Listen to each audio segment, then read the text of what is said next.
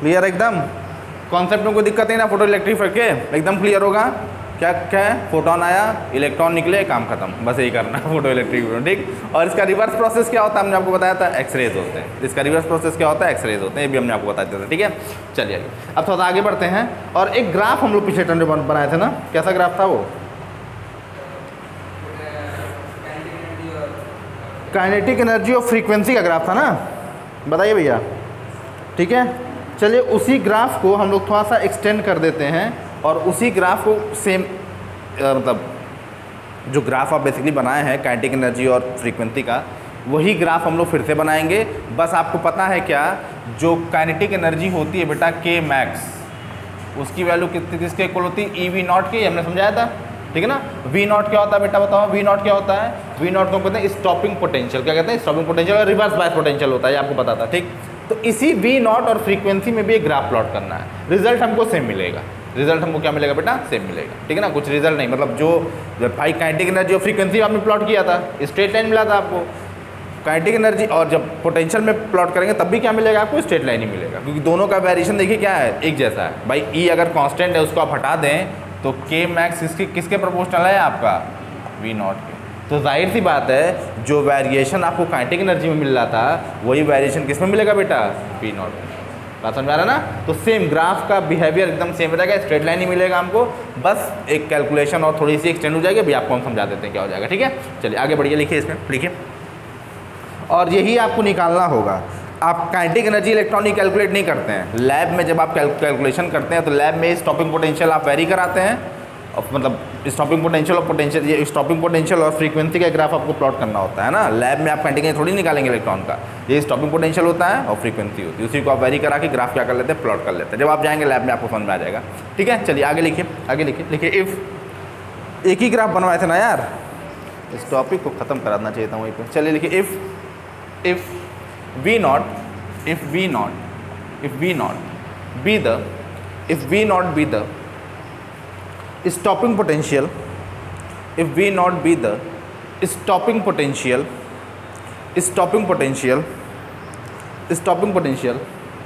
then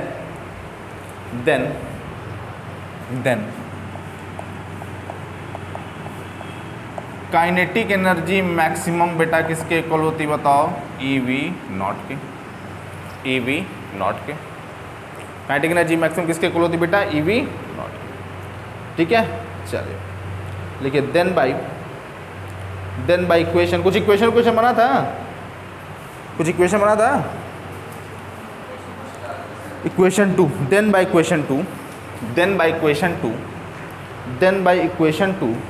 we get, then by equation 2 we get. Equation 2 से क्या मिलेगा बताइए, इक्वेशन 2 क्या था आपका, याद दिलाते हैं आप लोग को, आप लोग की याददाश्त थोड़ी सी कमज़ोर होती है। इक्वेशन 2 इसी टाइप की चीज़ थी, के max is equal to h nu minus nu naught, यही था ना भैया। चलिए अब आप ये बताइए के मैक्स को हम किससे रिप्लेस कर सकते हैं बताइए, ई वी नॉट से।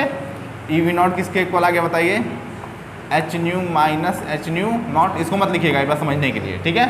और यहाँ से वी नॉट को अगर हम लिख दें तो क्या हो जाएगा आपका, h by e nu minus h by e nu naught, ठीक है। अब आप ये बताइए क्या आपको y is equal to m x plus c दिखाई दे रहा है, क्या दिखाई देना चाहिए, कैसे, वी नॉट की जगह पे क्या है बेटा, y है, x की जगह पे क्या है, न्यू है। भाई फ्रीक्वेंसी और स्टॉपिंग पोटेंशियल में ग्राफ प्लॉट करना है हमको, ठीक है। h बाई ई की जगह पे क्या है बेटा, m है, और c की जगह पे क्या है, h by E V not. अब आप कहेंगे सर c तो कांस्टेंट होता है, बेटा c वैसे भी कांस्टेंट है। फ्रीक्वेंसी देखिए, ये फ्रीक्वेंसी आप वेरी करेंगे, जो फोटोन आप चले, जब फोटोन की आप बम्बार्डिंग करते हैं तो मेटल सरफेस आपने चूज़ किया हुआ होता है, सीजियम है कि लिथियम है कि लिथियम नहीं होता है, सीजियम है कि आपका सोडियम है, कौन सा मेटल है, मेटल सरफेस आप ऑलरेडी क्या किए होते हैं बेटा, चूज़ किए हुए होते हैं, ठीक है ना। और मेटल आपने एक बार चूज़ कर लिया है तो जाहिर सी बात है जो न्यू नॉट हो गया वो क्या हो गया, फिक्स हो गया, क्योंकि थ्रेशोल्ड फ्रीक्वेंसी किसकी होती है, मेटल सरफेस की होती है, ठीक। एच आपका ऑलरेडी कांस्टेंट है, ई भी क्या है बेटा, कांस्टेंट है, तो जो सी है वो इसके इक्वल हम सपोज कर सकते हैं। बात समझ आ रही है। चलिए आगे लिखिए, ये यहाँ तक पहले छापिए, यहाँ तक पहले छापिए, यहाँ तक पहले छापिए, यहाँ तक पहले छापिए, और इसको डब्बे में कर लीजिएगा, इसको डब्बे में कर लीजिएगा, इसको डब्बे में कर लीजिएगा। ट्रेन में 12 घंटा ट्रैवल करने के बाद ना 2 दिन तक लगता है कि आप ट्रेन में ही हैं। अभी हमको लग रहा है हम ट्रेन में ही हैं और ट्रेन चल रही है।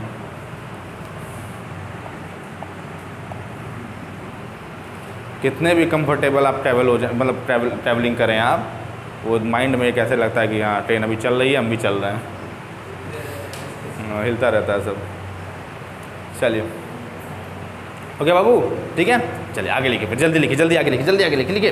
From equation 3, from equation 3, from equation 3, from equation 3 it is clear that, from equation 3 it is clear that, it is clear that if we plot the graph between, it is clear that if we plot the, if we plot the graph between, if we plot the graph between stopping potential, if we plot the graph between stopping potential, stopping potential and frequency, stopping potential and frequency, and frequency, and frequency, we have a straight line, we have a straight line, we have a straight line, straight line of slope, we have a straight line of slope, slope कितना हो जाएगा बेटा इसका बताओ, slope कितना हो जाएगा, slope कितना हो जाएगा बताइए, स्लोप कितना है h बाई, देखिए स्लोप h बाई, स्लोप कितना बेटा हमारा h बाई, ठीक है ना। और इस स्लोप अगर देखिए आपने अगर ग्राफ, अच्छा पहले लिख लो, पहले लिख लो फिर आपको समझाते हैं, h बाई हो गया, ठीक है ना। अब आप ये बताइए ग्राफ अगर आपने प्लॉट कर लिया है तो जाहिर सी बात है स्ट्रेट लाइन आपको मिलेगा, कुछ इस तरह की चीज़ मिलेगी, बनाएगा नहीं, समझिएगा पहले, कुछ इस तरह की चीज़ मिलेगी, इस तरह की चीज़ कुछ मिलेगी आपको, ठीक है ना। मान लीजिए इधर आपका V नॉट था और इधर क्या था आपका न्यू था, ठीक है ना। अभी और अच्छे से बना देंगे इसको, ये अच्छा क्या अच्छा तो है ये, ठीक है। चलिए ठीक, अब देखिए इसमें क्या है, इसका अगर बेटा स्लोप निकाल लेंगे हम लोग, क्या निकाल लेंगे बेटा, स्लोप निकाल लेंगे। मान लीजिए इसका हमने क्या निकाल लिया बेटा, स्लोप निकाल लिया, तो स्लोप की वैल्यू किसके इक्वल होती है बताइए, ये क्या हो गया आपका A B, इसको C कर देते हैं, ठीक है ना। तो स्लोप कितना हो जाएगा, tan थीटा कितना हो जाएगा बताइए, tan थीटा कितना हो जाएगा, पता है ना कितना होता है,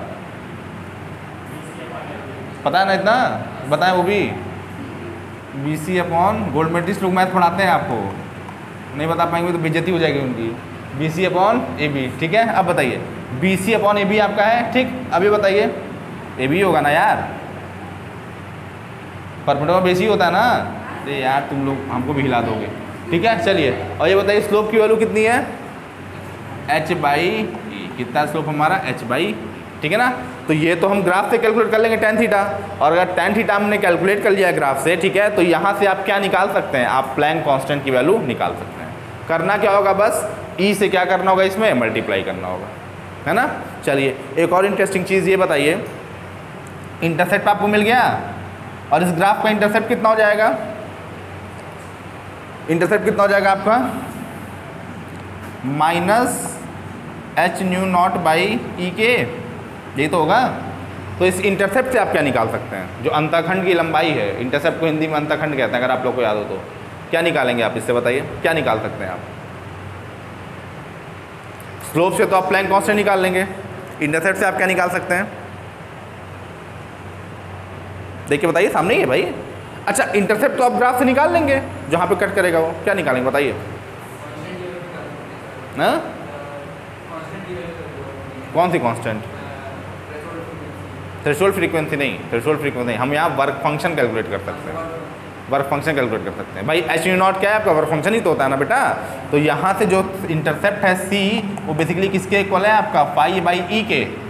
तो अगर इंटरसेप्ट आपने निकाला है तो फाई बराबर किसके इक्वल हो जाएगा, C मल्टीप्लाइड बाई ई के। नेगेटिव साइन से कोई मतलब है नहीं, इंटरसेप्ट कभी नेगेटिव नहीं होता है, वो तो क्योंकि इंटरसेप्ट जो होता है ना वो लेंथ होती है, और लेंथ कभी नेगेटिव नहीं होता। अगर आप नेगेटिव ले रहे हैं तो इसका मतलब ये है कि वाई एक्सिस के किधर है आप, नीचे हैं, ये आपको सिखाया गया होगा, ठीक है ना। वाई एक्सिस की तरह आप नीचे, इंटरसेप्ट कभी नेगेटिव नहीं होता क्योंकि लेंथ होती है, वो लेंथ कभी आपकी नेगेटिव नहीं होती है, ठीक है ना। पर वो नेगेटिव रिप्रेजेंट क्यों करना पड़ता है, क्योंकि वाई एक्सिस के किधर है बेटा, आप नीचे हैं। बात समझ आ रहा है ना। तो इंटरसेप्ट से बेटा हम क्या निकाल सकते हैं, वर्क फंक्शन, और स्लोप से हम क्या निकाल सकते हैं बेटा, प्लैंक कांस्टेंट। और यही प्लैंक कांस्टेंट आपको निकालने के लिए आएगा एग्जाम में। स्लोप नहीं पूछिए, नहीं पूछाता है, वर्क फंक्शन नहीं पूछाता है। आप चाहें तो निकाल सकते हैं, पर आप क्यों चाहेंगे जब प्रैक्टिकल में नहीं दिया है तो। बात है कि नहीं, आप चाहें तो कैलकुलेट कर सकते हैं, पर आप क्यों चाहेंगे भाई बिना मतलब का काम। पर आप मतलब अगर आपकी इच्छा हो, बहुत अंदर का साइंटिस्ट कूद रहा हो, तो आप चाहें तो कैलकुलेट कर सकते हैं, ठीक है ना। एक चीज़ आपको क्या ध्यान देना पड़ेगा कि जो वर्क फंक्शन आप निकालते हैं वो बेटा किस में निकालते हैं, ईवी में निकालते हैं। किस में निकालते हैं, ईवी। ये बात ध्यान दीजिएगा। कैलकुलेशन जब आप करेंगे तो वर्क फंक्शन किस में निकालेंगे बेटा, ईवी में। ईवी में आएगा भी वो, ईवी में आएगा भी, ठीक है ना, इलेक्ट्रॉन वोल्ट में ही आता है, ठीक है बेटा। चलिए आगे बढ़िए। क्या लिखा जी, frequency we have a straight line with slope h by e and intercept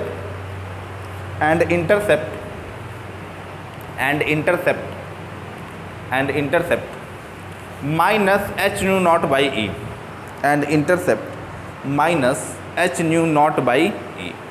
bracket को क्या कर दीजिए, क्लोज कर दीजिए। Minus h nu naught by bracket में लिख दीजिएगा, intercept in bracket minus h nu naught by as shown in the figure, as shown in the figure, ठीक है ना। तो फिगर आपके सामने है ही है, ये तड़कता भड़कता फिगर आपके सामने है ही है, इसको बना लीजिए। वी नॉट क्या है बेटा, स्टॉपिंग पोटेंशियल है, और ये पोटेंशियल भी आपको नहीं रोक सकता है, एग्ज़ाम आपको देना ही देना है। और ये क्या है बेटा, क्या है बाबू, बोलो बाबू क्या है ये, फ्रीक्वेंसी। फ्रीक्वेंसी किस में होती है, हर्ट्स में, और ये किस में होता है, वोल्ट्स में। चलिए छाप दीजिए, जल्दी करिए, जल्दी करिए। फिगर का नाम दे दीजिएगा। फिगर क्या बता रहा है, ये बता रहा है ग्राफ किसके किसके बीच में, किसके किसके बीच में बेटा, ग्राफ बिटवीन किसमें किसमें, वी नॉट एंड न्यू। छाप दीजिए, छाप दीजिए। न्यू नॉट आपकी फिक्स होती है, जैसे ही मेटल सरफेस आप चूज़ करते हैं, मेटल आप नहीं चेंज कर सकते, मेटल फिक्स हो जाता है ना। जो इंसिडेंट फोटोन होता है उसी में हम वेरिएशन दिखाते हैं, मेटल हमारा फिक्स रहता है। अभी नहीं मेटल ही बदल दिया आप, तब कैलकुलेशन चेंज हो जाएगी। अंदर के साइंटिस्ट को तो आप कंट्रोल रखिएगा। चलिए अंदर के साइंटिस्ट को आप कंट्रोल रखें।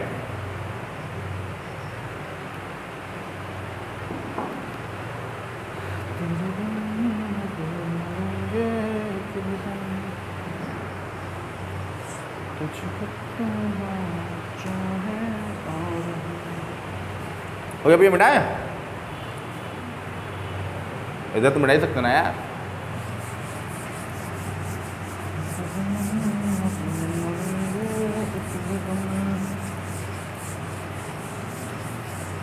हो गया बच्चों, मन के सच्चों और अकल के कच्चों, हो गया।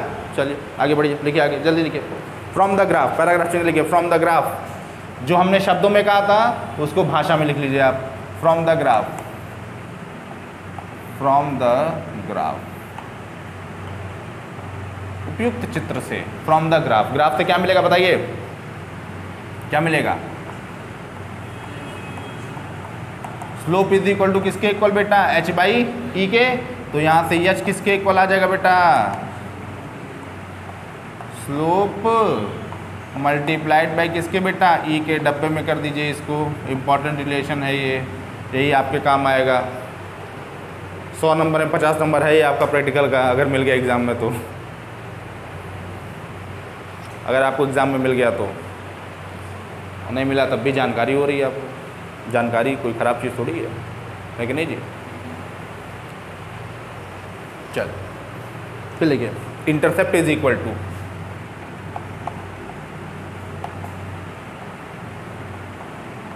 इंटरसेप्ट किसके इक्वल हो जाएगा बेटा, h nu naught by e के। और एच न्यू नॉट को आप क्या ले सकते हैं बेटा, फाई ले सकते हैं। तो क्या हो गया यहाँ से, work function phi is equal to किसके इक्वल आ गया बेटा, बताओ। वर्क फंक्शन फाई किसके इक्वल आ गया बेटा, बताओ। इंटरसेप्ट में किससे मल्टीप्लाई कर दें बेटा, बोलो बाबू, ई से। ई क्या है,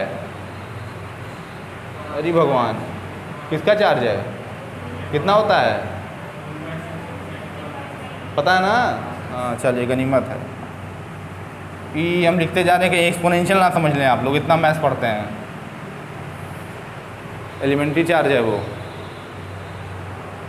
किसने पता लगाया था एलिमेंट्री चार्ज के बारे में? कौन को जाता है एलिमेंट्री चार्ज की वैल्यू? चलिए रहने दीजिए, जान दीजिए, तुमसे ना हो पाएगा।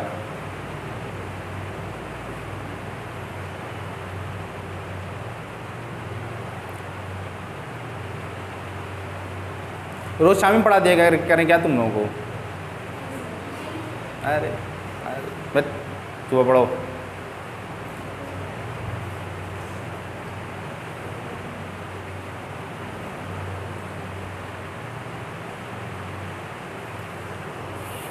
चलिए, शाम में पढ़ने लायक भी नहीं होता यार, शाम में ना बहुत वैसा हो जाता है। वैसा कैसा मतलब थकान हो जाती है शाम में। इट्स लाइक कि बता दें इसको। चलिए, तो यही बेटा फोटो इलेक्ट्रिक इफेक्ट क्या होता है, ख़त्म होता है, 10 नंबर में आएगा। यहाँ से यहाँ तक आप क्या कर देंगे बेटा, छाप देंगे ना, एक कॉमा चेंज करेंगे ना एक फुल स्टॉप, है ना, जैसे लिखाया है वैसे ही पूरा छाप देंगे आप। ठीक है बेटा? चलिए, पेज ना गिनो बेटा, अभी तो पार्टी शुरू हुई है, अभी ऐसे ऐसे डेरिवेशन आएगी इसमें 30-30 इक्वेशन बनेगा, तो पेज अगर आप गिनेंगे तो बुखार चढ़ जाएगा आपको।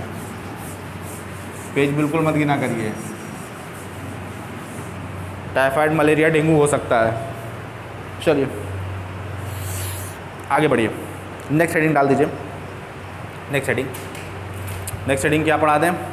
हाइजेनबर्ग अनसर्टेनिटी प्रिंसिपल पढ़ा देते हैं। ठीक है, छोटा टॉपिक है, खत्म हो जाएगा वो। हाइजेनबर्ग अनसर्टेनिटी प्रिंसिपल, नाम तो सुना होगा आपने, क्या होता है बताइए तब? यस सर, बस नाम ही सुने होंगे। हाइजेनबर्ग्स अन क्या, ये भी सिलेबस में है, ये मत सोचिएगा एक्स्ट्रा कुछ पढ़ा रहे हैं, क्वेश्चन पूछा जाता है।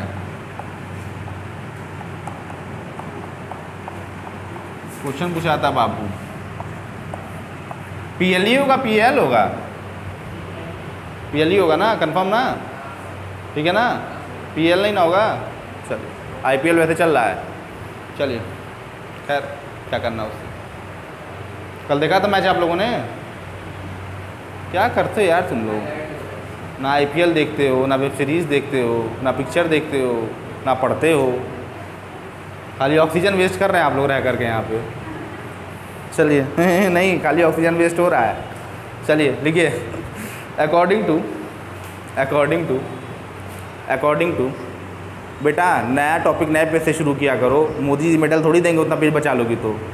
लिखिए, अकॉर्डिंग टू अनसर्टेनिटी प्रिंसिपल, वो भी पेज बचा रही हैं।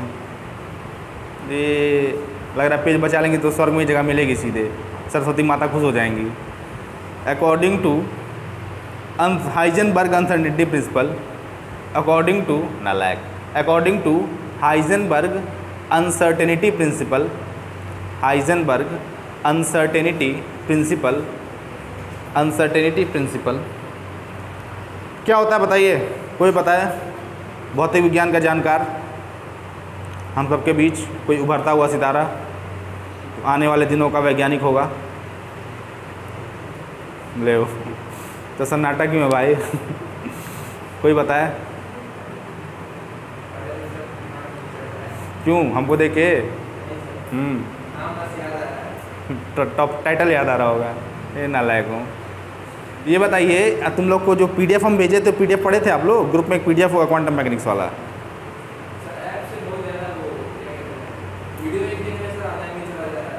नहीं, ये वीडियो छोड़ दो, जो वो होता है क्या कहते हैं, PDF एक भेजे थे, देखे थे? अब वो कहाँ से आएगा हमको नहीं पता है, उसी में है, वही हम जान रहे हैं। कहाँ से आएगा आप देख लीजिएगा। PDF एक भेजे थे, था ना?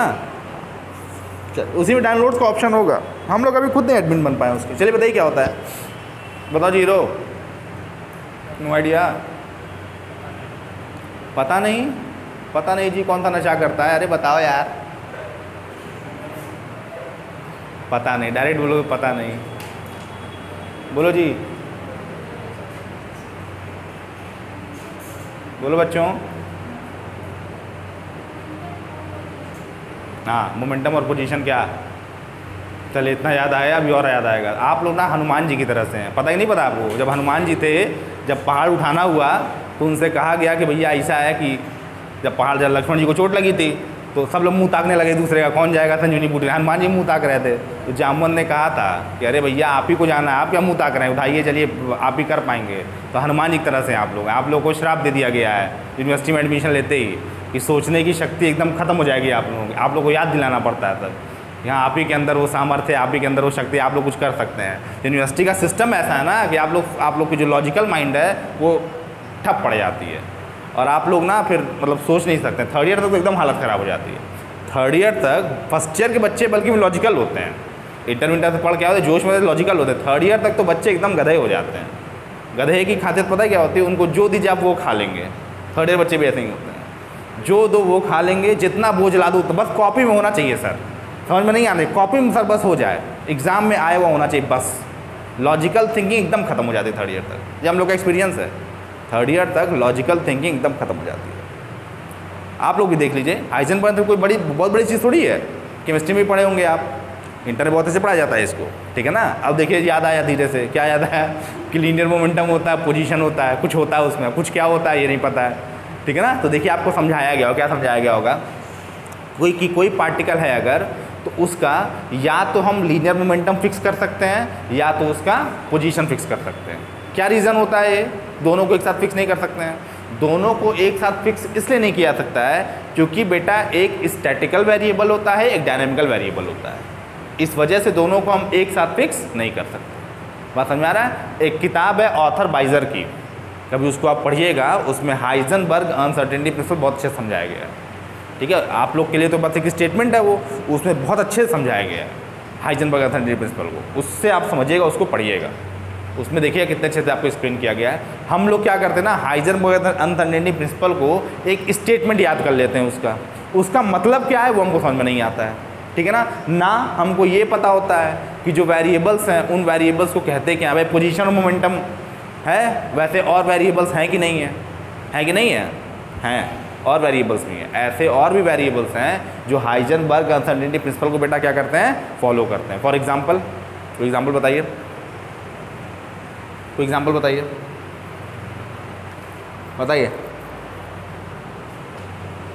अले बताइए। हाँ सही बात है, अगर एंगुलर लीनियर मोमेंटम और लीनियर पोजीशन आपका कर रहा है तो एंगुलर मोमेंटम एंगुलर पोजीशन भी करेगा। और बताइए जल्दी बताइए। इसमें देखिए, इसमें और अच्छा एक्सप्लेन किया। और बताइए, जल्दी बताइए, सोचिए, जल्दी बताइए। अरे बोलो बाबू, जल्दी बताइए, जल्दी बताओ बेटा।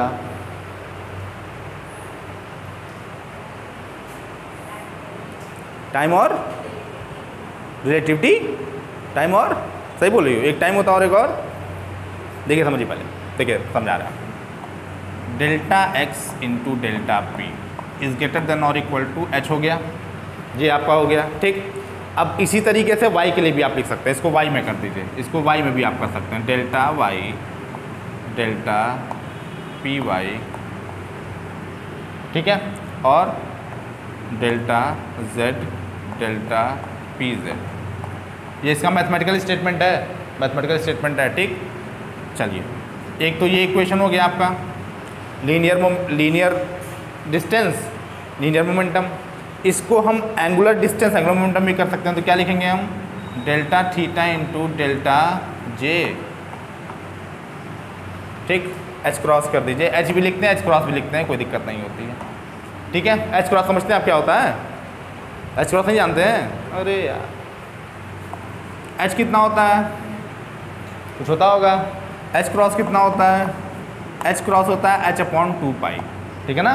ज़्यादातर कैलकुलेशन क्वांटम मैकेनिक्स और ये एटॉमिक स्पेक्ट्रा में हम एच क्रॉस में करते हैं। अभी आप आगे देखेंगे, एच क्रॉस में ही बेटा ज़्यादातर कैलकुलेशन हम लोग क्या करते हैं, परफॉर्म करते हैं। और एच क्या होता है, प्लैंक कांस्टेंट होता है, इसको 2 पाई से आपने डिवाइड कर दिया है, तो इसको बेटा हम क्या कहते हैं, एच क्रॉस को एच क्रॉस को हम कहते हैं रिड्यूस्ड प्लैंक कांस्टेंट। क्या कहते हैं बाबू? Reduced Planck constant. और ये बहुत आता है, बहुत ज़्यादा आता है, हर जगह आपको मिलेगा रिड्यूस्ड प्लैंक कांस्टेंट, बार बार आएगा। एच क्रॉस आदत डाल दीजिए, ठीक है ना। तो बेसिकली एच क्रॉस कुछ है नहीं, प्लैंक कांस्टेंट ही है, बस जब 2 पाई से मल्टीप्लाई कर देंगे तो एच क्रॉस लिख देंगे। एच क्रॉस से मल्टीप्लाई करने में थोड़ी सा कैलकुलेशन ईजी हो जाता है। अभी आप जब लीनियर हार्मोनिक ऑसिलेटर पढ़ाएंगे वहाँ आपको हम दिखाएंगे, वहाँ तक आपको समझ में आ जाएगा, ठीक है ना। लीनियर हार्मोनिक ऑसिलेटर में समझ में आएगा आपको। फिर जब आप पढ़ेंगे एटॉमिक स्पेक्ट्रा में भी सारी कैलकुलेशन बेटा एच क्रॉस में ही करनी होती है हम लोगों को, ठीक है ना। तो प्लैंक कांस्टेंट को रिड्यूस कर देते हैं हम लोग, रिड्यूस प्लैंक कांस्टेंट कहलाता है वो, ठीक है। चलिए खैर कोई बात नहीं है, ठीक। अब देखिए तो डेल्टा थीटा इंटू डेल्टा से क्या हो गया बेटा? H cross. ये भी फॉलो करता है। और कोई वेरिएबल है ऐसा? और कोई वेरिएबल है ऐसा? एक और वेरिएबल है, एनर्जी और टाइम, वो भी हाइजेनबर्ग अनसर्टेनिटी प्रिंसिपल को फॉलो करते हैं। मतलब एक को अगर आप पकड़ेंगे तो दूसरा छूट जाएगा, ऐसे याद कर लीजिए आप। एक को अगर आप कैलकुलेट करने जाएंगे तो दूसरे में आपको एरर कैलकुलेशन में मिलनी ही मिलनी है। मतलब एक की प्रिसाइज वैल्यू आप कैलकुलेट करेंगे तो दूसरे में गलती होगी, दूसरे की प्रिसाइज वैल्यू आप कैलकुलेट करेंगे तो पहले में गलती होगी। यही होता है हाइजेनबर्ग में, कोई बहुत मुश्किल नहीं है। एक की कैलकुलेशन अगर आप कर रहे हैं तो यहाँ पे एरर ज़्यादा होगा, यहाँ पे कैलकुलेशन आप एग्जैक्ट कर रहे हैं तो यहाँ पे एरर क्या होगा? ज़्यादा होगा। और इस तरीके से होगा कि ले दे के प्रोडक्ट हमेशा किसके इक्वल आ जाए? एच क्रॉस के इक्वल आ जाए। बात समझ में आ रहा है ना? यही होता है। मतलब पोजीशन और मोमेंटम को हम एक साथ एक्यूरेटली मेजर नहीं कर सकते। रीजन क्या है? एक स्टैटिस्टिकल वेरिएबल होता है, एक स्टैटिक वेरिएबल होता है, एक डायनामिक वेरिएबल होता है। जैसे ये स्टैटिक वेरिएबल है और ये डायनामिक वेरिएबल है, ठीक है ना। बात समझ आ रहा है कि नहीं आ रहा है? ये होता है एग्जैक्टली। क्या कहेंगे आप कि इट इज़ दोनों की एक साथ एक्यूरेट मेजरमेंट कर पाना पॉसिबल नहीं। और वो दोनों कौन है? पोजीशन और मोमेंटम। क्यों? क्योंकि एक स्टैटिकल वेरिएबल है, क्या है बेटा? डायनामिकल वेरिएबल, ठीक है ना। और ऐसे कितने हैं? तो 3 पेयर हैं। एक तो एक्स पी वाला हो गया, एक आपका थीटा जी हो गया, और एक क्या हो गया? ई और टी हो गया। और जो पेयर आपका हाइजेनबर्ग अनसर्टेनिटी प्रिंसिपल फॉलो करते हैं उनको आप कहते क्या हैं? क्या नाम होता है उनका? जो वेरिएबल्स फॉलो करते हैं उनको क्या नाम दिया जाता है? उनको हम कहते हैं, पता है किसी को? उनको हम कहते हैं कैनोनिकल वेरिएबल। क्या कहते हैं? Canonical variable. क्लासिकल मैकेनिक्स में आपका जो है टर्म आता है कैनोनिकल वेरिएबल, उसको पढ़ाएंगे हम तब आपको बताएंगे, ठीक है ना। हाइजेनबर्ग अनसर्टेनिटी प्रिंसिपल जो वेरिएबल्स फॉलो करते हैं बेटा उनको हम क्या कहते हैं? Canonical variable. बात समझ आ रहा है? क्या कहते हैं बेटा? कैनोनिकल वेरिएबल, ठीक है। चलिए प्रिंटिंग स्टार्ट। लिखिए लिखिए इसमें लिखिए, स्टेटमेंट लिखिए, स्टेटमेंट लिखिए। छोटा ही लिखा दे क्या? चलो छोटा ही लिखा देते, लिखिए छोटा लिखिए, छोटा लिखिए, छोटा लिखिए, लिखिए लिखिए। क्या लिखा है? अकॉर्डिंग टू अनसर्टेन, हाँ इन्वर्टेड कॉमा ओपन करके लिखिए। It is impossible to measure, it is impossible to measure, it is impossible to measure, inverted comma open करके, इट इज़ इम्पॉसिबल। इम्पॉसिबल का मतलब क्या? I am possible. It is impossible to measure, Sandeep Maheshwari मत बन जाएगा। It is impossible to measure, क्योंकि नहीं कर सकते आप, ये नहीं कर सकते हैं, ठीक है। It is impossible to measure exact value. बहुत जोश में कहने sir impossible, I am possible, लड़ जाएगा फिर एग्जाम में, बताएगा आपको। It is impossible to measure exact value of, exact value of position and linear momentum, position and linear momentum simultaneously. Simultaneously मतलब क्या होता है? हम साथ साथ हैं साइमल्टेनियसली, ठीक है। चलिए साइमल्टेनियसली, ठीक है। इन्वर्टेड कॉमा क्या कर देंगे आप बताइए? क्लोज कर देंगे। चलिए फिर आगे लिखिए, इन्वर्टेड कॉमा क्लोज हो गया, उसके बाद लिखिए नीचे लिखिए, फिर लिखिए if delta x, if delta x, if delta x be the uncertainty, if delta x be the uncertainty in measurement of uncertainty का मतलब क्या होता है? एरर। क्या होता है? एरर। अगर x को कैलकुलेट करने में जो एरर निकालते हैं परसेंटेज एरर, आप तो वही क्या बेटा? डेल्टा x है, ठीक है ना। लिखिए if delta x be the uncertainty in measurement of, in measurement of, in measurement of, in measurement of position of a particle, in measurement of position of a particle, position of a particle along along किस axis के along है ये? X axis के along x axis. हमने आपको सिखाया था कि जब भी आप एक्स एक्सिस लिखेंगे तो बेटा क्या लिखेंगे? कैपिटल एक्स एक्सिस लिखिएगा। हमेशा ये एक्सिस किस में लिखना चाहिए? कैपिटल में। और कोऑर्डिनेट्स किस में लिखना चाहिए? स्मॉल में। चलिए लिखिए along x axis, along x axis and delta p x and delta px be the uncertainty in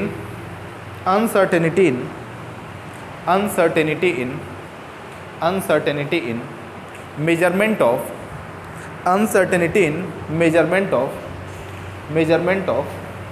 linear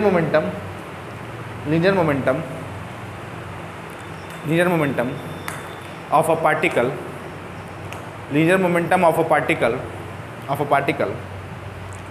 along x axis,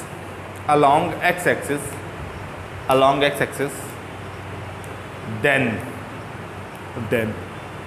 क्या लिखेंगे आप बताइए? आप लिखेंगे delta x into delta p x is greater than और इक्वल टू एच क्रॉस। छाप दीजिए।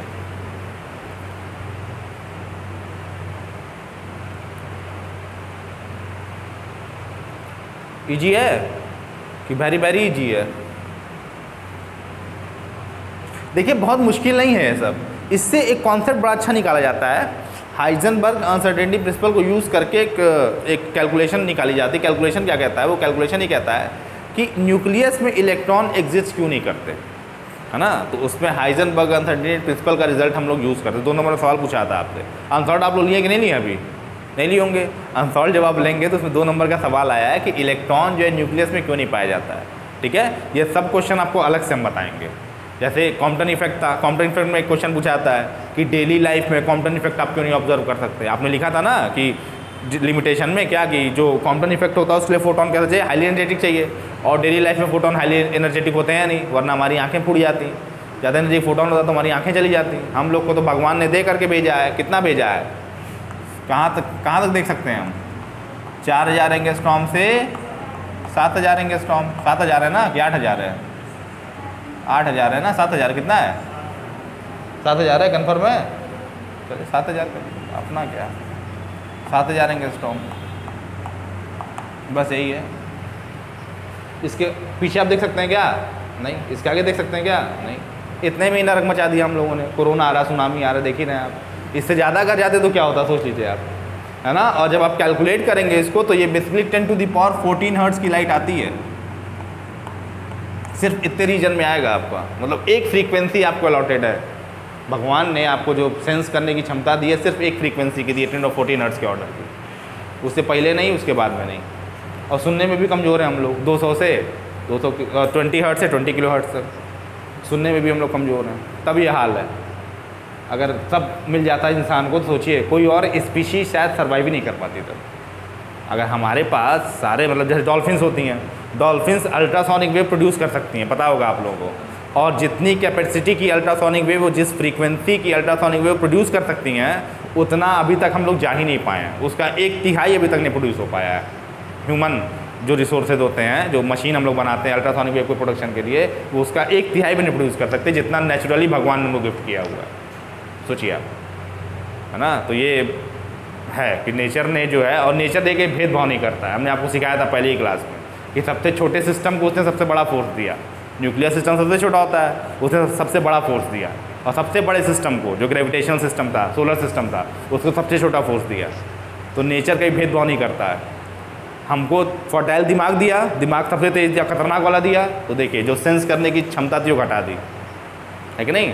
जो सबसे फर्टाइल दिमाग दिया हमको, सबसे तेज, हम लोग से तेज कोई है? कोई नहीं है। और सबसे मतलब इंसानों से ज़्यादा तेज तो कुछ नहीं है, पर जो सेंस करने की कैपेसिटी थी उसने घटा दी। अगर वो भी दे देता वो, तब समझिए ना कुछ नहीं बचता, कुछ सर्वाइव नहीं कर पाते। तब डायनासोर भी खा जाते हैं हम लोग मार करके। चलिए 4 जाएंगे साउंड दे, 7 जाएंगे साउंड, ठीक है। तो क्वेश्चन कैसे पूछाता है कि कॉम्पटन इफेक्ट को आप डेली लाइफ में ऑब्जर्व क्यों नहीं कर सकते, है ना। तो वेवलेंथ की वैल्यू ज़्यादा है, और अगर वेवलेंथ ज़्यादा रहेगा तो कहाँ हम कर पाएंगे? नहीं कर सकते। बात समझ में आ रहा ना। तो ये सब चीज़ कैलकुलेशन पूछ जाती है, भी आगे बताएंगे तो कराएंगे आपको अलग से, कुछ सवाल अलग से बताते हैं, ठीक है। क्या लिखा जी? हाँ ग्रेटर देन और इक्वल टू एच क्रॉस, ठीक है। चलिए लिखिए सिमिलरली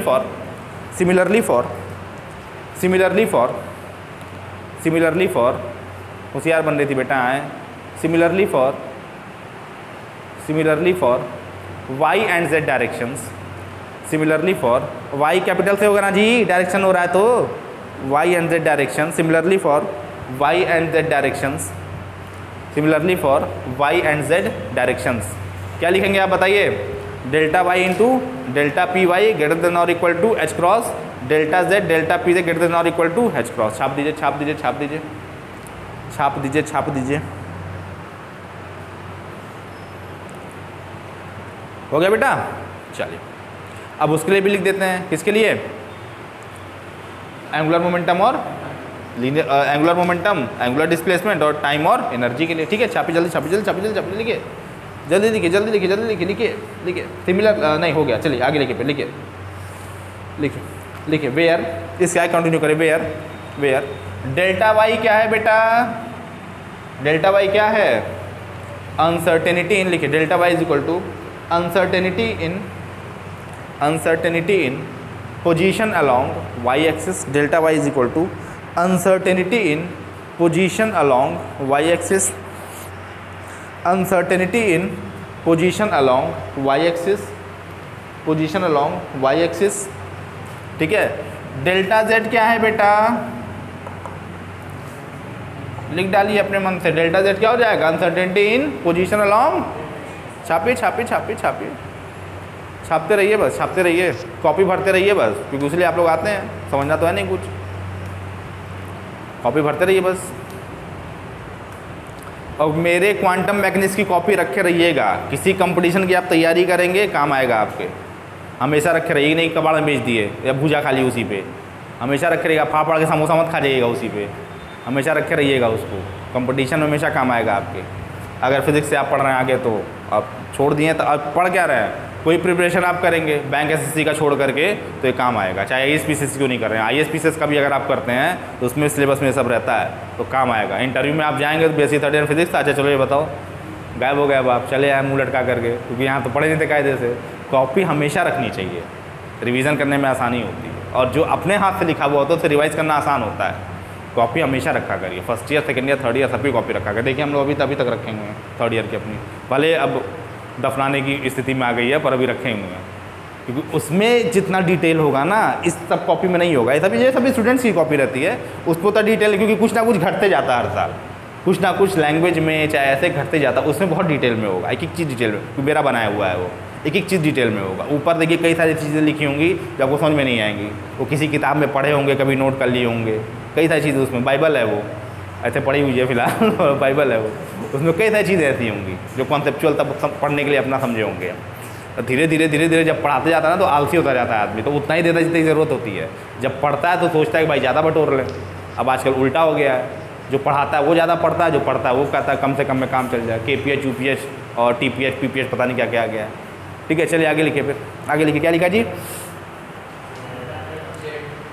लिखिए फिर लिखिए डेल्टा PY क्या है बेटा, what is delta PY, uncertainty in measurement of momentum along y axis, और डेल्टा PZ क्या हो जाएगा, uncertainty in momentum along z axis. जल्दी जल्दी छापिए, जल्दी जल्दी छापिए, जल्दी जल्दी छापिए, जल्दी जल्दी छापिए।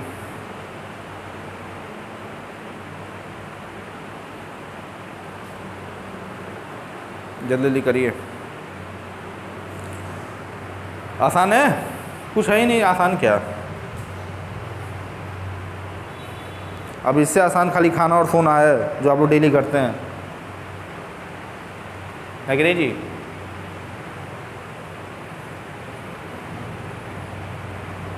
कोई अच्छी वेब सीरीज नहीं ना आ रही इधर, कौन सी, ये कौन है,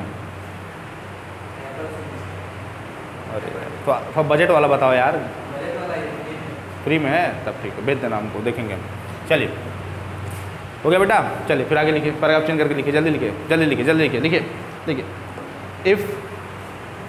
इफ़ डेल्टा जे, ऐसे लिखिएगा, इफ़ डेल्टा जे लिखा था बोर्ड पे, if delta J and delta theta, if delta J and delta theta be the uncertainty, delta j and delta theta be the uncertainty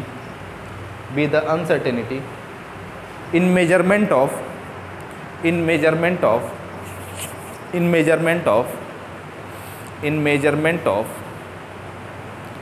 angular momentum and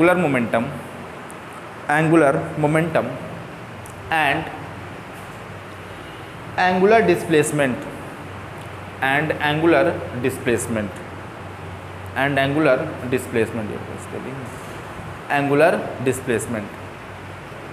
then we have क्या मिलेगा बेटा बताओ, delta theta into delta j is greater than equal to H cross. ठीक है बाबू, चलिए छापते रहिए, दर्शन करते रहिए, आगे बढ़ते रहिए। और 4.5 नंबर का एक सवाल आता है, आज वो भी बता देते हैं आप लोगों को।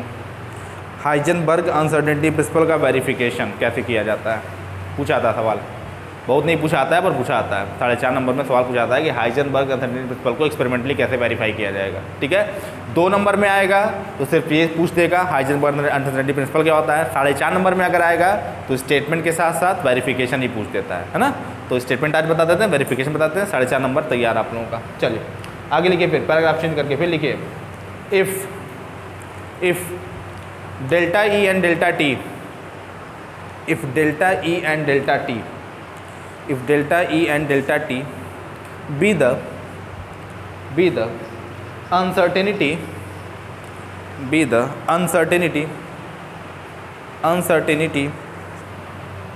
uncertainty in measurement of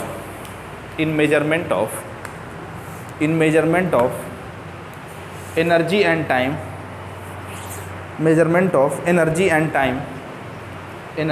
time, then we have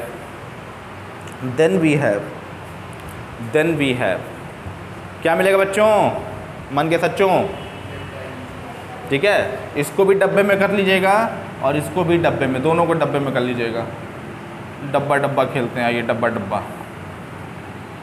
डब्बे में बंद कर दें आप, ताकि निकल के भागने ना पाए। डब्बे में नहीं बंद कर, निकल के भाग जाएगा वो, तो भाग जाएगा तो पकड़ नहीं पाएंगे आप उसको फिर। ठीक है ना।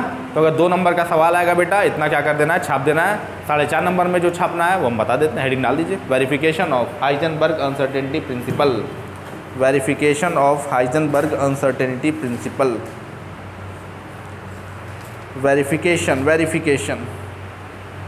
Verification of. चलिए बहुत आसान है।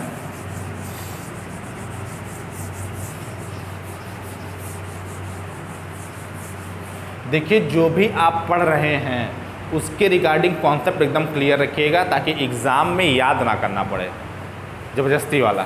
ठीक है ना, एकदम प्रैक्टिस खाली बस करनी है, लिख के प्रैक्टिस करनी है। गलती कहाँ हो जाती है, देख गलती पता है क्या होती है, जो इनइक्वलिटी बना उसी बच्चे गलती कर देते हैं, लेस देन कर देते हैं। ठीक है ना, इसको समझिएगा, लेस देन मत करिएगा। ठीक है, अच्छा लेस देन कर देंगे तो क्या हो जाएगा, कभी सोचिएगा कि हाइजेनबर्ग अनसर्टेनिटी प्रिंसिपल में इनइक्वलिटी अगर पलट देंगे तो क्या हो जाएगा, सोचिएगा। क्या दुनिया रहेगी कि दुनिया इधर की उधर हो जाएगी, क्या दुनिया रहेगी या दुनिया इधर की उधर हो जाएगी, क्या हो जाएगा ऐसा, सोचिएगा। साइंटिस्ट आदमी आप लोग सोचिएगा कि अगर इनइक्वलिटी पलट दें हम तो क्या हो जाएगा, कोरोना की बहन आ जाएगी या क्या हो जाएगा, बताइए। हाँ क्या, प्लैंक नहीं पता है, प्लैंक स्केल क्या होता है हमको नहीं पता, नहीं कुछ होता होगा, हमको नहीं पता है, हमने नहीं कहीं पढ़ा प्लैंक स्केल, कुछ होता होगा, सोलर से रिलेटेड कुछ होता होगा। प्लैंक स्केल हमने कभी नाम नहीं सुना, प्लैंक स्केल ना कभी यूज़ किया उसको। Verification of Heisenberg uncertainty principle, ठीक है ना। अच्छा, इसका एक और नाम होता है gamma ray microscope experiment, gamma ray microscope experiment.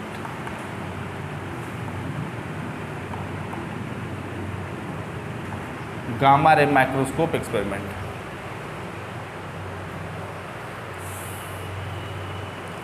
2003 2013 में, हाँ 13 में, हाँ 2013 जुलाई में हम एक कोलकाता में एक रिसर्च सेंटर है, आप नेट पे सर्च करिएगा, उसका नाम है VECC, variable energy cyclotron centre.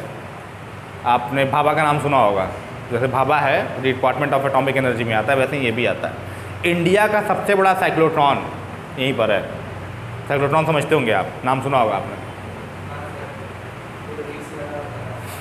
Cyclotron एक ऐसी डिवाइस होती है जिसमें चार्ज पार्टिकल्स को खूब तेज़ी से एक्सेलरेट किया जाता है, ठीक है ना। और उसके बाद एक फिल्म है आपकी एंजल्स एंड डेमंस, कभी देखा आपने? एंजल्स एंड डेमंस देखा है? तुम लोग जी गरीबों, एंजल्स एंड डेमंस जा करके देखिएगा, ठीक है। एंजल्स एंड डेमंस जा करके देखिएगा।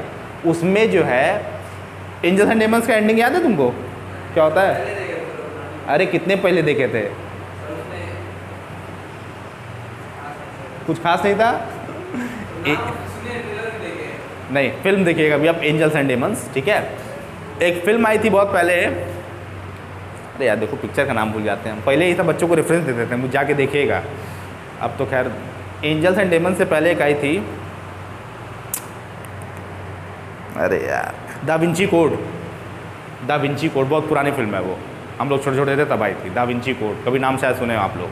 दा विंची कोड को आप कभी देखिएगा। उसकी दूसरी पार्ट है एंजल्स एंड डेमंस, और तीसरी पार्ट अभी जल्दी आई थी इन्फर्नो करके।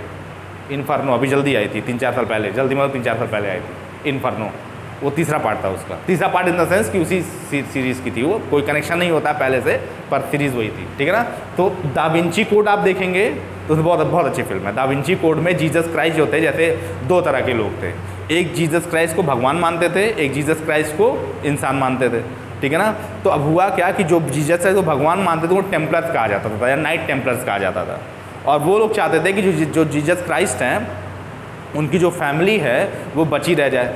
और एक लोग जो थे, जो वहाँ के राजा वाजा थे, बड़े लोग थे, वो लोग जीसस क्राइस्ट को ना भगवान की तरह से समझना चाहते थे। वो चाहते थे कि भगवान, हम उनको पोर्ट्रेट कर देंगे, और जब भगवान पोर्ट्रेट कर देंगे तो अब भगवान अगर हमने उनको बना दिया है तो भगवान के तो कोई वंशज होते हैं नहीं।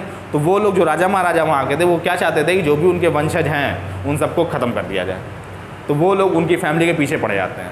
और जो नाइट टेम्पलर्स होते हैं वो बेसिकली चाहते हैं कि उनकी फैमिली जो है वो बची रहे, ताकि उनका जो मतलब अच्छा उनका इफेक्ट था, जो उनकी एक अच्छी फील्ड थी वो ट्रांसफ़र होती रहे, ठीक है। तो न्यूटन भी आपके नाइट टेम्पलर थे, उस फिल्म में दिखाया गया जो न्यूटन थे साइंटिस्ट थे वो भी नाइट टेम्पलर थे। और जो बैंकिंग सिस्टम आप देखते हैं ना, ड्राफ्ट वाला, या कहीं पे मान चेक आपने निकाला या डीडी कहीं आपने बनवाया, अब आप कहीं डीडी बनवाते हैं तो फिर जैसे मान लीजिए कि यूनिवर्सिटी में काउंसलिंग करानी है, बैंक में गए आपने डीडी बनवाया, डीडी आपको मिल गई, डीडी लेकर के गए आप बैंक में जमा कर दिया, एडमिशन आपका हो गया। अब बैंक वाले क्या करेंगे, अपने बैंक में जाएंगे, डीडी लगाएंगे, उनके अकाउंट में पैसा आ जाएगा। तो ये बैंकिंग सिस्टम की शुरुआत जो है सबसे पहले नाइट टेम्पलर्स ने की थी। वो लोग क्या करते थे, जगह उन लोगों के पीछे लोग पड़े हुए थे यार, किसी तरह से लोग ख़त्म कर दिया जाए। राजा महाराजा होते, वो लोग पावरफुल लोग थे, इसलिए देखिए 13 तारीख लोग कहते 13 तारीख मनहूस होती है। तो जब नाइट टेम्पलर्स के ऊपर हमला हुआ था, कभी आप पढ़ेंगे दा विंची कोड या वो पूरी किताब जो है, तो नाइट टेम्पलर्स के ऊपर हमला हुआ था, वो फ्राइडे की 13 तारीख थी।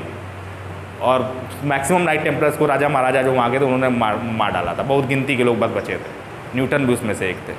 तो वो लोग चाहते हैं कि जो जीसस क्राइस्ट है उनकी जो फैमिली वो बची रह जाए। तो एक लड़की रहती है दा विंची कोड में, उन्हीं की फैमिली की रहती है, और उसी को बचाने के पीछे पूरी कहानी रहती है। कभी आप पढ़िएगा, मतलब देखिएगा फिल्म, बहुत अच्छी फिल्म है वो, दा विंची कोड बहुत अच्छी फिल्म है, पूरा एकदम साइंटिफिक तरीके से हर एक चीज़ समझाई गई है, बहुत अच्छी फिल्म है।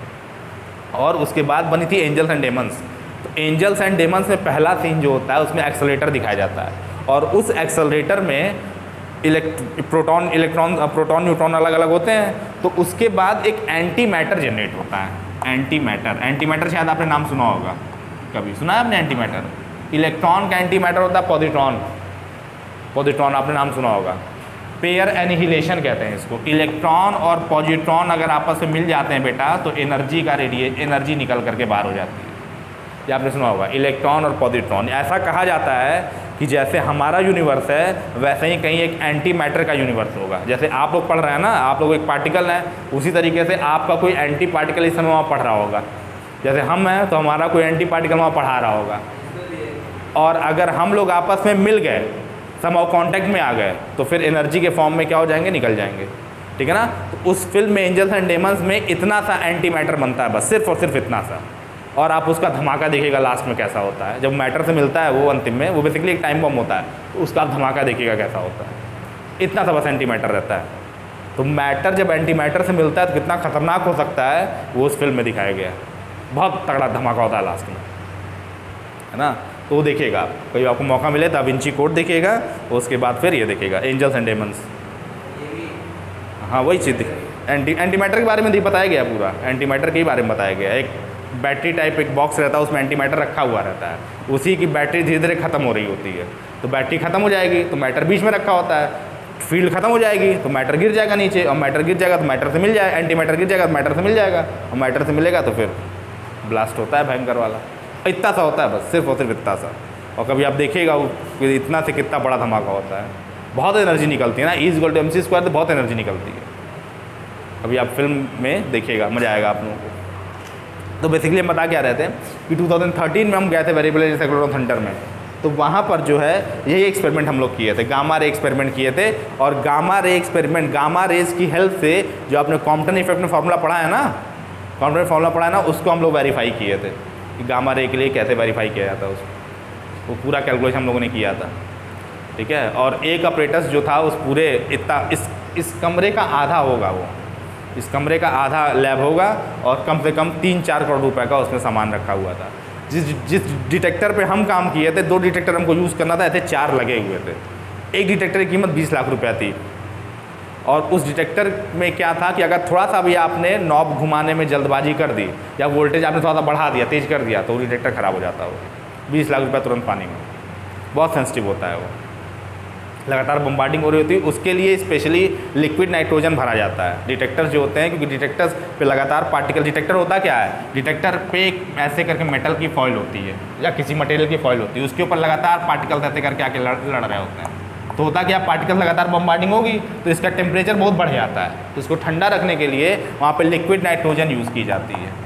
लिक्विड नाइट्रोजन का टेम्परेचर आपको पता है कितना होता है, सिर्फ और सिर्फ -191 डिग्री सेल्सियस इतना होता है। मेरे जूते पे गिरा था तो ठंडा लग रहा था हमको, तुरंत गिरा ऐसे भर रहा था वो लिक्विड। और अगर हाथ पे, आपके हाथ पे गिर जाएगा वो तो भी बर्न दे देता है, क्योंकि बहुत ठंडा होता है वो। गर्म चीज़ ही नहीं नुकसान करती, ठंडी चीज़ नुकसान करती हैं, वो उतना बर्न पड़ जाएगा, आपका छाला पड़ जाएगा।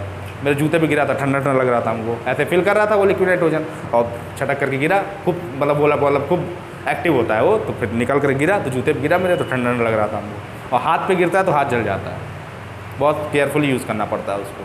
वहाँ प्लांट है क्योंकि लिक्विड नाइट्रोजन का, तो वहाँ पे एक्सपेरिमेंट करना आसान था। 77 केल्विन टेम्परेचर इसका होता है, -191 193 के आसपास आएगा, आप कैलकुलेट कर लीजिएगा। सोचिए आप, -191 डिग्री सेल्सियस टेम्परेचर इमेजिन कर सकते हैं आप। 2-3 डिग्री सेल्सियस तक तो हम लोग स्वेटर रजाई लपेट करके घूमने लगते हैं मार्केट में, और एक -191 डिग्री सेल्सियस, सोचिए आप क्या टेम्परेचर होगा। चलिए, तो कभी ज़िंदगी में मौका मिले अगर, तो एंजल्स एंड डेमन जरूर देखिएगा। और दा विंची कोड भी बहुत अच्छी है। Da Vinci code night Templars की कहानी है, बहुत अच्छी फिल्म है दा विंची कोड, देखिएगा उसको। चलो जी, लिखो। Heisenberg uncertainty principle. Heisenberg uncertainty principal, हम जो पिक्चर बताया करें और जो वेब सीरीज बताया करें उसको देख लिया करिए, नहीं तो फिर पनिशमेंट मिलेगा। देखिए, Heisenberg uncertainty principle is to be, Heisenberg uncertainty principle is to be verified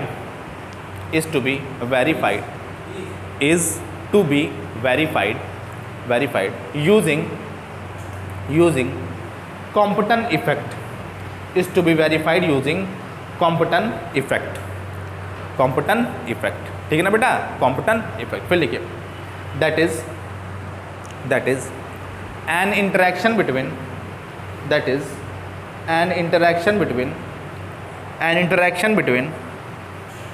gamma ray, or photon with an electron, gamma ray or photon with an electron or matter, ठीक है। चलिए फिर आगे लिखिए।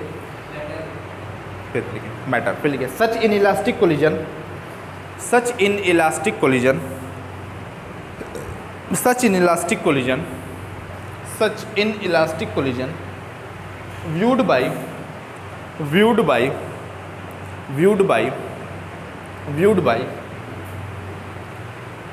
an electron microscope, viewed viewed viewed VIEWED, web series में ध्यान चला गया क्या तुम्हारा?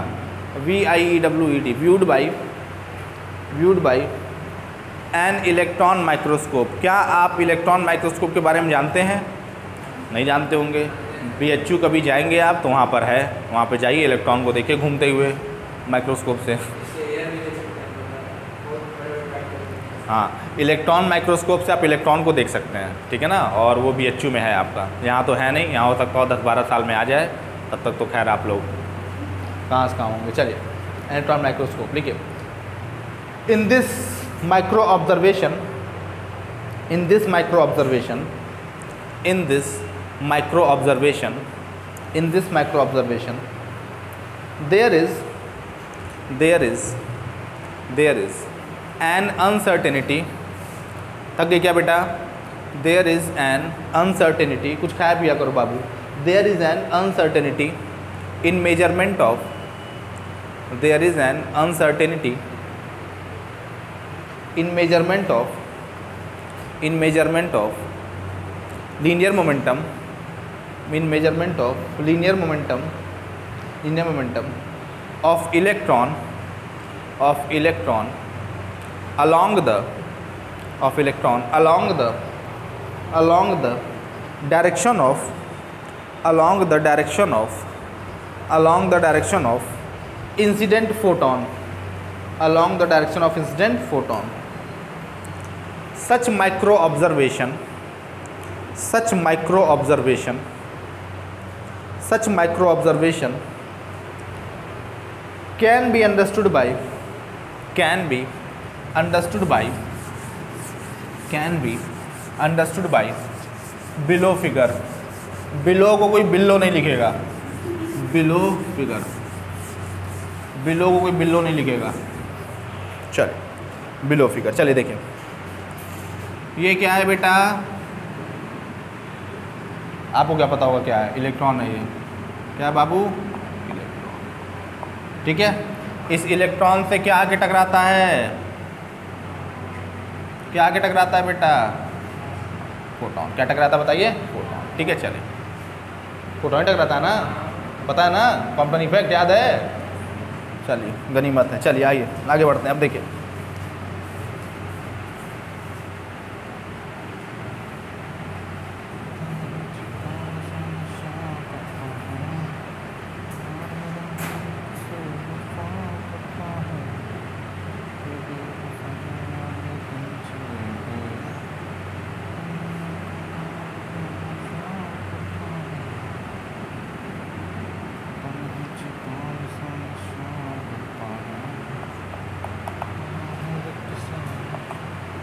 ये क्या है बेटा?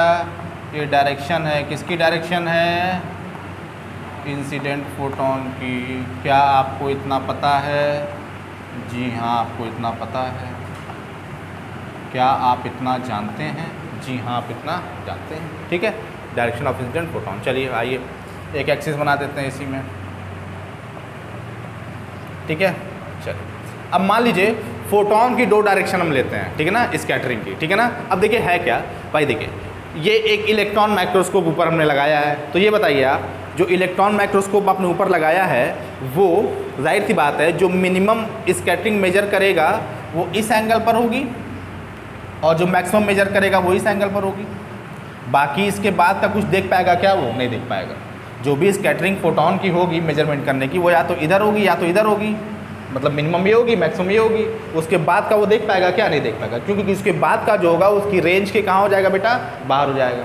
तो मान लिया कि ये एंगल, मान लिया ये एंगल बेटा कितना बताओ? थीटा है। कितना बेटा? ये एंगल थीटा है, ठीक है। ये टोटल एंगल अगर 90 है तो ये एंगल कितना हो जाएगा बेटा? 90 प्लस थीटा। कितना हो जाएगा? 90 प्लस थीटा। ठीक है। चलिए कितना हो जाएगा ये 90 प्लस थीटा हो जाएगा। चलिए ये बेटा हमारा क्या है, ये हमारा क्या बताइए, हमारा है इलेक्ट्रॉन माइक्रोस्कोप। ठीक है, चलिए बनाइए, जल्दी बनाइए। या एक काम करते हैं, एक काम रुकिए, रुकिए एक काम रुकिए, पता गड़बड़ हो जाएगा ये। हम एक काम करते हैं, ये फोटोन ये एक एक्सिस है, एक एक्सिस से हम इस एंगल को थीटा ले लेते हैं। कितना ले लेते हैं मतलब इस एंगल को थीटा ले लेते हैं, ठीक है ना।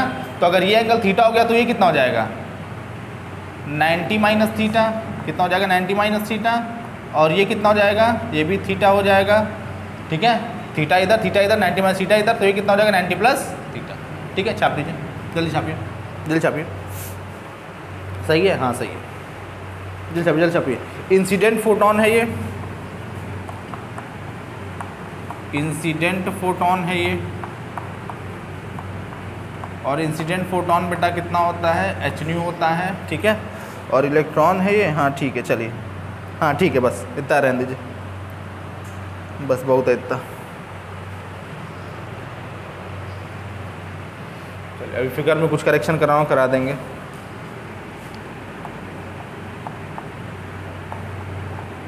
फिगर समझ में आ रहा है ना भैया। भाई देखिए, हम इस एक्सिस से भी थीटा ले सकते थे, उस एक्सिस से भी ले सकते थे, तो हमने इससे ले लिया, ठीक है। कैलकुलेशन में आसानी होगी इससे, बहुत दिमाग ना लगाया। गामा रे,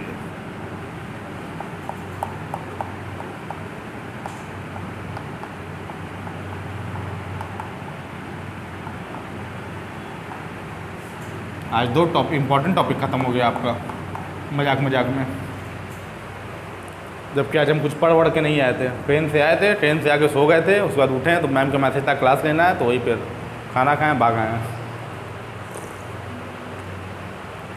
तुम लोगों को तो खाना भी नहीं मिला होगा आज, गरीब लोग। कौन दिन है आज? मंडे ट्यूसडे होता तो मंदिर में प्रसाद मिल रहा होता।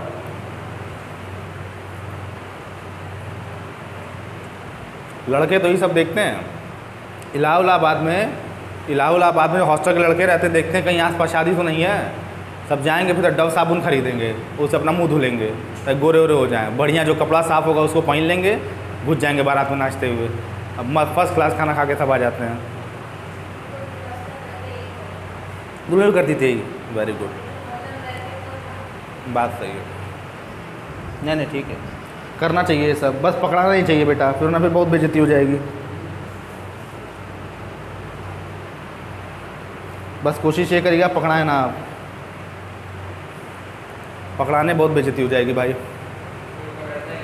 हाँ नहीं पकड़ा जाते, कभी लोग पकड़ा जाते हैं, कई पकड़ा जाते हैं।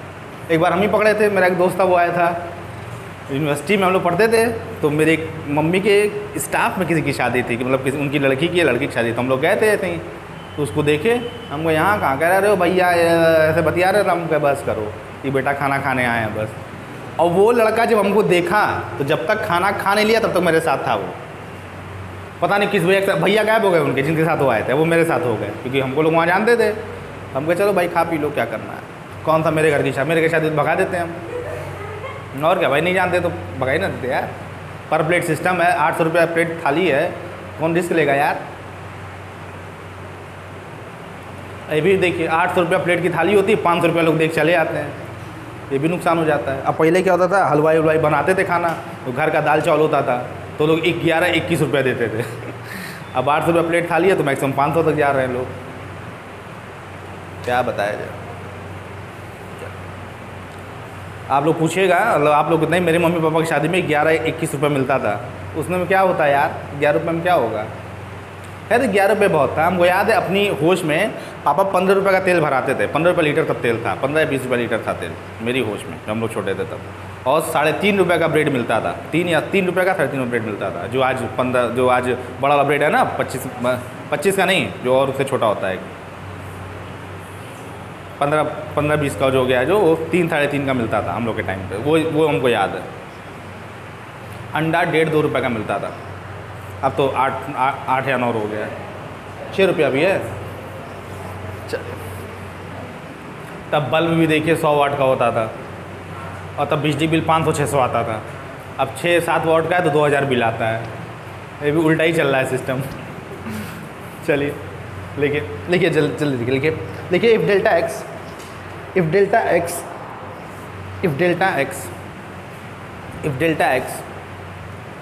be the uncertainty,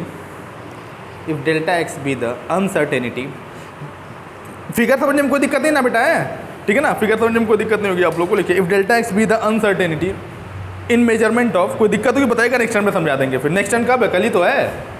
ओहो, लिखिए if delta x be the uncertainty in measurement of position of electron, next week में आपका ये चैप्टर खत्म हो जाएगा, ठीक है। नेक्स्ट वीक में चैप्टर आपका खत्म हो जाएगा, फिर दूसरा चैप्टर स्टार्ट करेंगे। क्या लिखा बेटा, measurement in position of electron, then it is equal to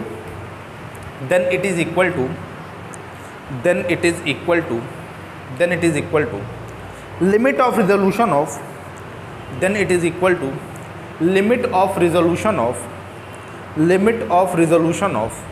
microscope and we have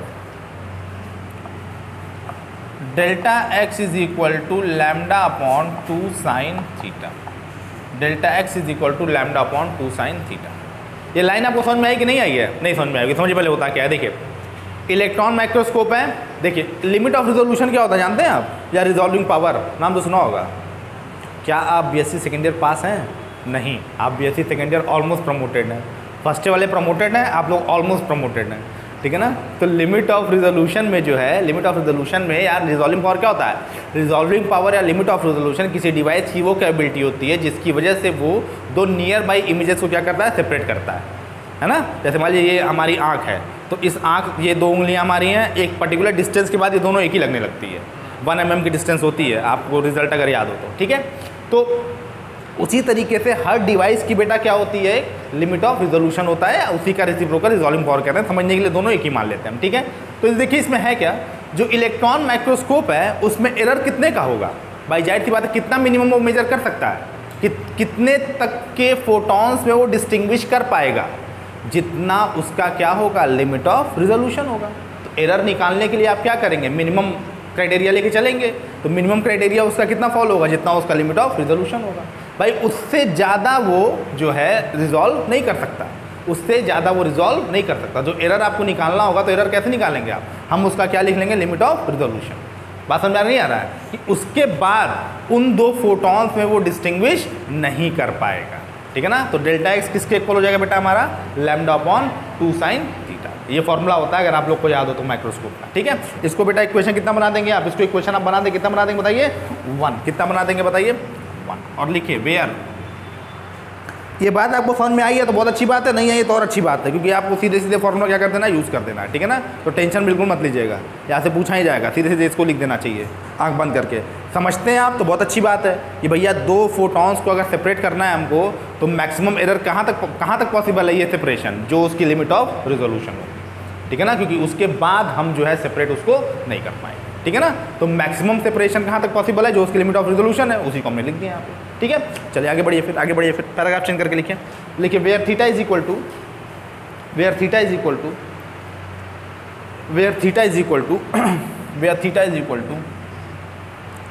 to angle made by scattered photon, theta is equal to angle made by scattered photon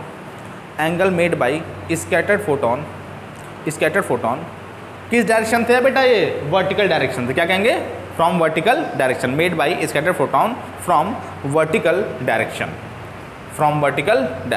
ठीक है ना। और lambda क्या है बेटा, तो लैम्डा इज इक्वल टू क्या ले लेंगे आप, लैम्डा क्या है, वेवलेंथ है। किसका वेवलेंथ है, फोटॉन का। तो फोटॉन का वेवलेंथ अगर लैम्डा है तो उसका मोमेंटम कितना हो जाएगा,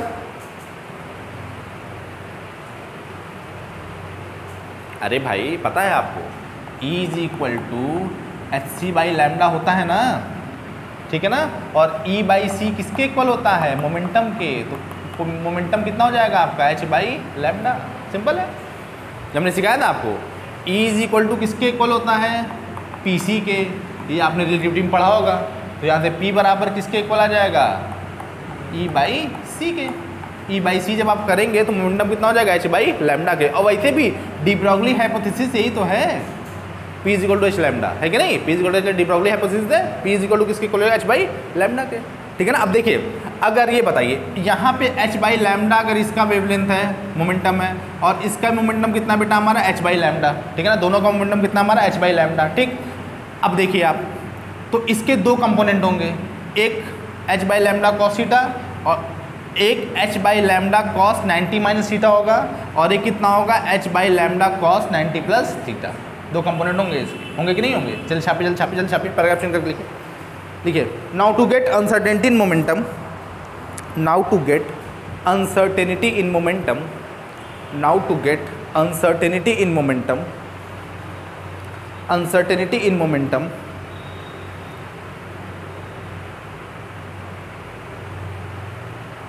along x-axis, along x-axis, along x-axis,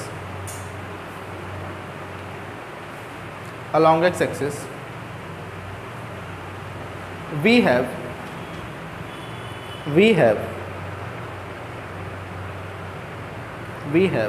देखिए समझिए, इस पॉइंट को बेटा हम O ले लेते हैं, इसको हम A मान लेते हैं, इसको हम क्या मान लेते हैं बेटा बताओ, इसको A मान लेते, इसको हम क्या मान लेते बताइए, बताइए B मान लेते, क्या मान लेते बताइए, B। ठीक है ना। अब देखिए, OA डायरेक्शन में फोटोन कितना है, H बाई लैम्डा है। X डायरेक्शन में हमको निकालना है क्योंकि X में हम चल रहे हैं, तो X डायरेक्शन में कंपोनेंट कितना हो जाएगा, H by lambda cos 90 minus theta. ठीक है ना।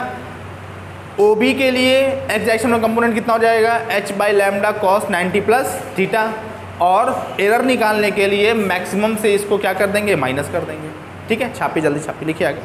देखिए क्या लिखा आपने, कम लिखिए, along x axis we have, paragraph change करके लिखिए। लिखिए, component of linear momentum, component of linear momentum, component of linear momentum, component of linear momentum, component of linear momentum, component of linear momentum along O A, along O A comma comma along x direction, मतलब O ए के along जो photon होगा उसके momentum का component हम किस direction में ले रहे हैं, एक्स डायरेक्शन में। ठीक है ना। तो along O A comma along x direction, x direction किसके इक्वल हो जाएगा बताइए, ये हो जाएगा equal to H by lambda cos 90 minus theta, H by lambda cos 90 minus theta, H by lambda cos 90 minus theta.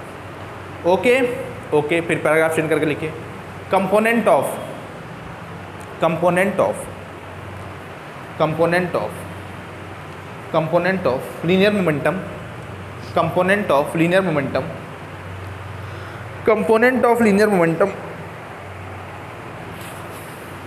along OB, along OB, along OB, comma along x direction, along x direction, along x direction। ठीक है ना।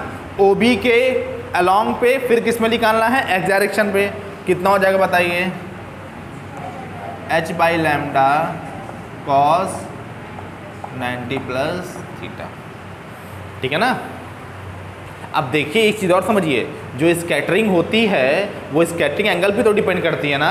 तो ये possible है कि photon same energy का इधर भी जाए और इधर भी जा सकता है। वो ये मत सोचेगा कि ये दोनों अलग अलग होंगे, पॉसिबिलिटी है, क्योंकि एक साथ कई सारे मतलब जब भी आप स्कैटर करते हैं, पूरी बीम स्कैटर करते हैं ना, तो ये पॉसिबल है कि इधर भी इलेक्ट्रॉन आप, इधर भी फोटोन आपका स्कैटर कर सकता है और इधर भी कर सकता है। तो दोनों को बेटा क्या लेंगे, हम सेम लेंगे।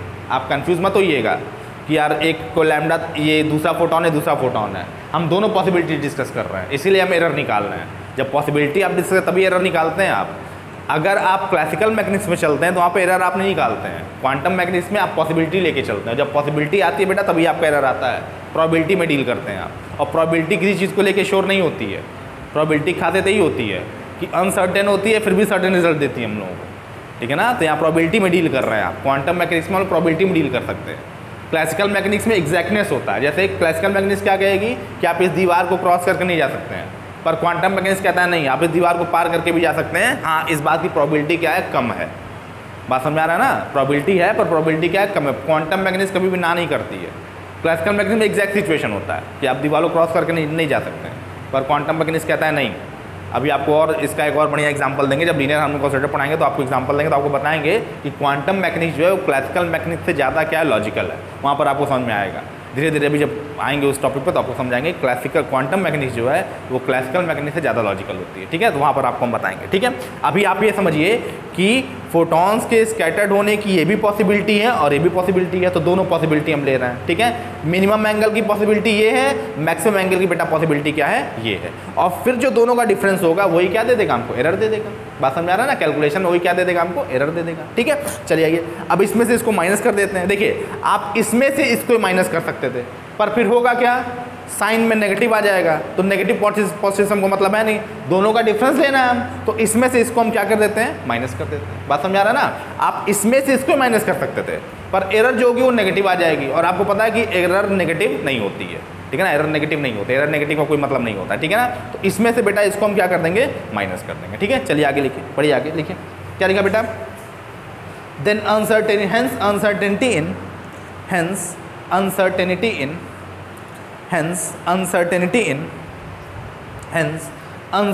in measurement along x direction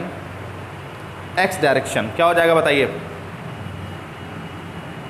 delta p x किसके इक्वल आ जाएगा बताइए, ये आ जाएगा आपके h by lambda cos 90 minus theta minus h by lambda cos 90 plus theta, ठीक है ना। तो कॉस 90 माइनस थीटा किसके इक्वल होता है बेटा, साइन थीटा के ना, और कॉस 90 प्लस थीटा किसके इक्वल होता है, माइनस साइन थीटा के। तो माइनस माइनस क्या हो गया बेटा, प्लस हो गया, कितना मिल गया यहाँ पे 2h by lambda sine theta. 2h by lambda किसके इक्वल आ गया, साइन थीटा के। छाप दे, अरे छाप दीजिए, इसको इक्वेशन 2 बना दीजिएगा, इसको इक्वेशन 2 बना दीजिएगा,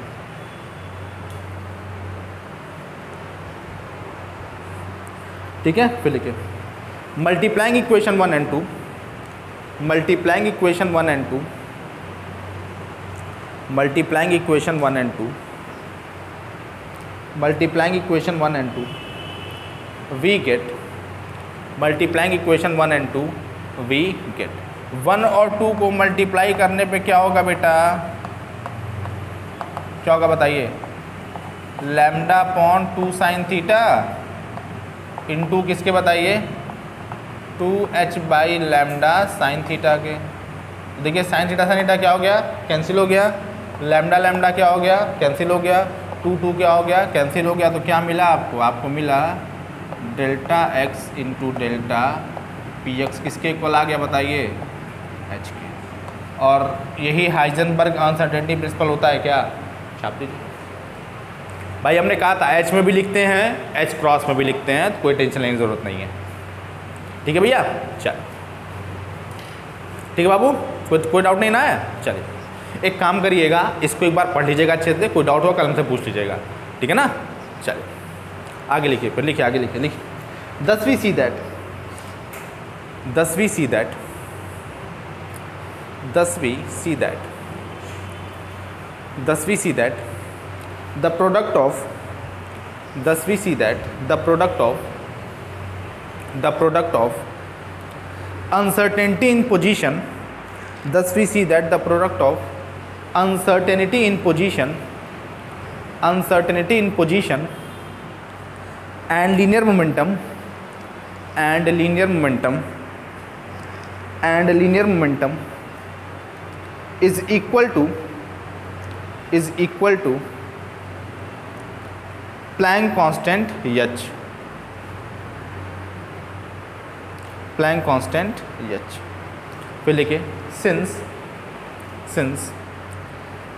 this is the minimum possible uncertainty, since this is the minimum possible uncertainty, minimum possible uncertainty, minimum possible uncertainty, hence we can write, hence we can write, hence we can write in general, hence we can write in general, in general क्या लिख सकते हैं हम बताइए, delta x into delta p x greater than और equal to h, delta x into delta p h greater than और equal to h. ठीक है, एक लाइन लिख लीजिएगा, which verified the Heisenberg uncertainty principle, which verified the Heisenberg uncertainty principle. ठीक है बाबू, which verified the Heisenberg uncertainty principle. ठीक है भैया, चल एक काम करिएगा, घर पे जाके इसको समझने की कोशिश करिएगा, नहीं आएगा फिर हम क्या कर देंगे, आपको समझा देंगे। ठीक है, वैसे कुछ इसमें ऐसा था नहीं। देखिए आज है क्या ना कि आज थोड़ा सा थके हुए थे हम, ठीक है ना, तो आज एनर्जी लेवल मेरा वो नहीं था, तो हमको खुद ऐसा लग रहा है कि उतना हम एक्सप्लेन नहीं कर पाए जितना करना चाहिए। फिर भी घर पे जा करके आप पढ़िएगा, अगर कोई डाउट होगा हमसे कल आप क्या कर लेंगे, पूछ लेंगे। वैसे आप लोग बहुत अच्छे हैं, हमको पता है कोई डाउट नहीं होगा आप लोग को, घर पे जाके आप लोग पढ़ेंगे नहीं।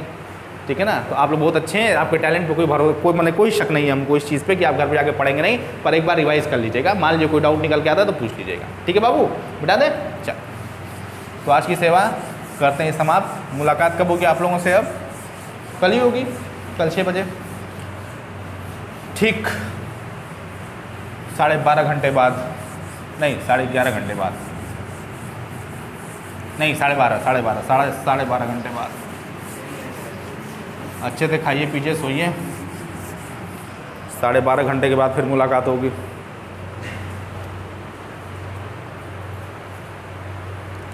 डेविसन जर्मर एक्सपेरिमेंट पढ़ा देना है, स्टर्न गलत। हाँ, कल 2 टॉपिक ख़त्म करेंगे, डेविसन जर्मर एक्सपेरिमेंट और बोर कॉम्प्लीमेंट्री प्रिंसिपल, ये 2 टॉपिक ख़त्म करेंगे कल। चल, क्यों बताएं, जब कल पढ़ाना है तो नहीं बताएंगे।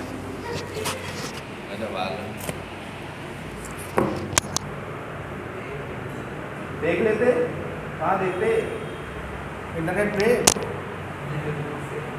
तो क्या कहना